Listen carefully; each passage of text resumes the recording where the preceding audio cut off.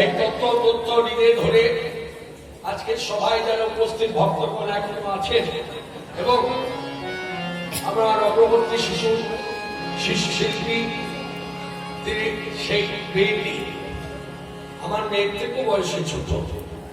আমি ঘরে বসে আলোচনা করছিলাম, মেয়েটির বয়স হয়তো বর্তমানে কত হবে আমার ধারণা বোধ হয় 12 থেকে 13 বছর বয়স, কি 14ই হবে।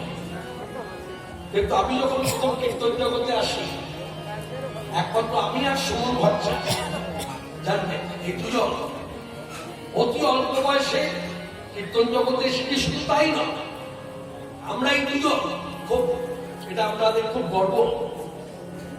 আমি আর ও একসঙ্গে যখন দেখা হয়, বসি, কথা বলি, আমরা দুজনাই বলি যে আমরা খুব কষ্ট করে দাঁড়িয়েছি। মনে রাখবেন, আমাদের ভান্ডারটা ছিল শূন্য, শূন্য জায়গা থেকে ভরেছি, ভরা জায়গা থেকে ভরে আসি। খুব কষ্ট করেছি, ও যেমন কষ্ট করেছে আমিও তেমনি কষ্ট করেছি। ওর কষ্টের কথা আমার সঙ্গে শেয়ার করে, আমিও আমার কষ্টের কথা ওর সঙ্গে শেয়ার করি।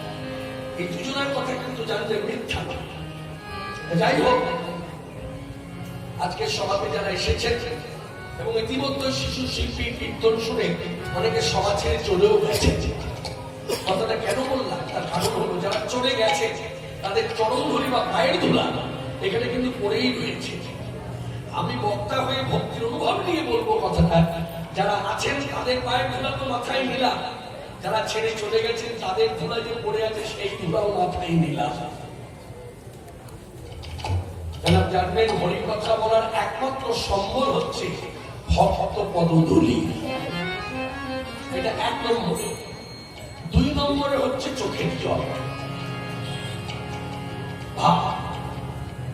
এই 2 এর মিশ্রণে হলো হরিকথার শাসন।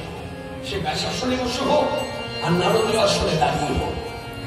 তা আজকের বিষয়টা কি বলবো, আমার ইচ্ছা জেগেছে যে হ্যাঁ, আগামীকাল মহাপ্রভুর আবির্ভাব উৎসব নিষ্ঠা নিয়ে আমরা কম বেশি নিষ্ঠা নিয়ে সকলেই পালন করব।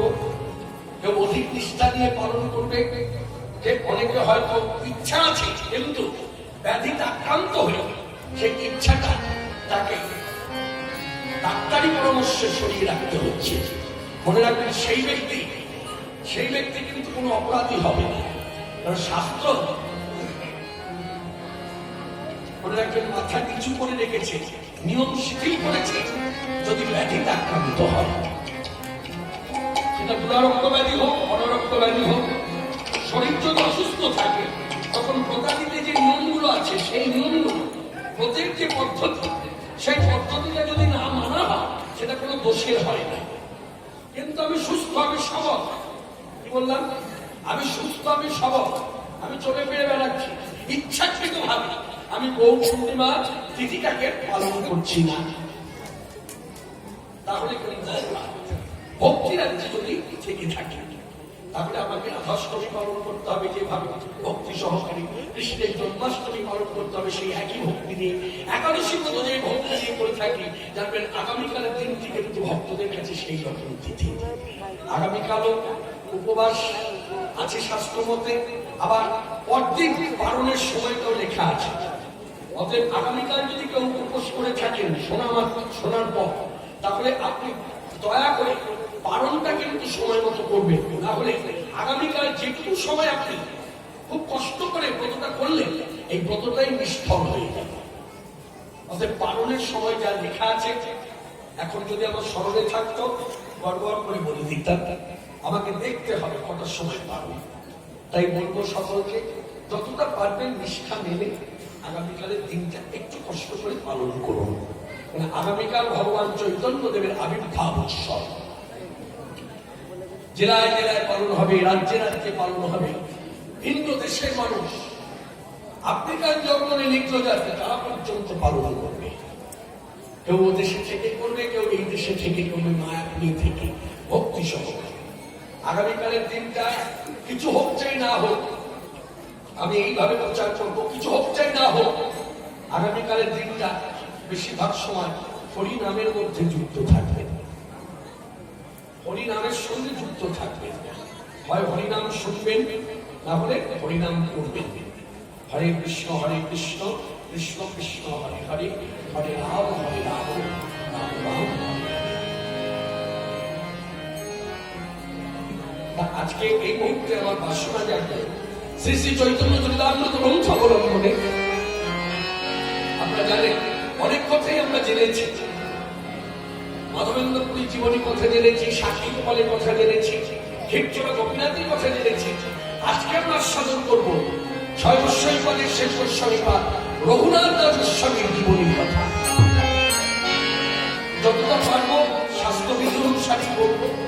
তা রঘুনাথ দাসজির কথা বলতে গেলে প্রথমেই আমার মনে পড়ে যায় রঘুনাথ দাসজির দেহর দিকে তাকালে, তাকে দর্শন করলে এই শ্লোকটাই যেন তার দেহের মধ্যে মুক্ত।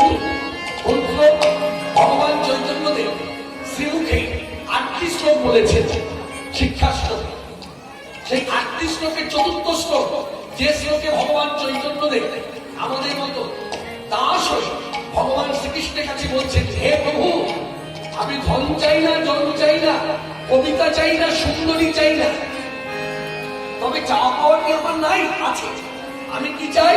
আমি চাই তোমার আত্মত্বে অহৈতুকী ভক্তি যেন সর্বদাই রয়। এই শ্লোকের মুক্ত হচ্ছে রঘুনাথ দাস। অথৈ ঐশ্বর্যের বিরাট বহু ঘরে তার জন্ম, মনে রাখবেন। জমিদার বাড়িতে জন্মান্ত, অথচ তার ঐশ্বর্যের প্রতি কোন স্পৃহা নেই। এমনকি অল্প বয়সে তার বিয়ে দিয়ে দেওয়া হলো জোর করে। সুন্দরী অপ্সরার মতো স্ত্রী অর্থাৎ কামিনী আর কাঞ্চন দুইকে তুচ্ছ মনে করে। এই হচ্ছে তার জীবন।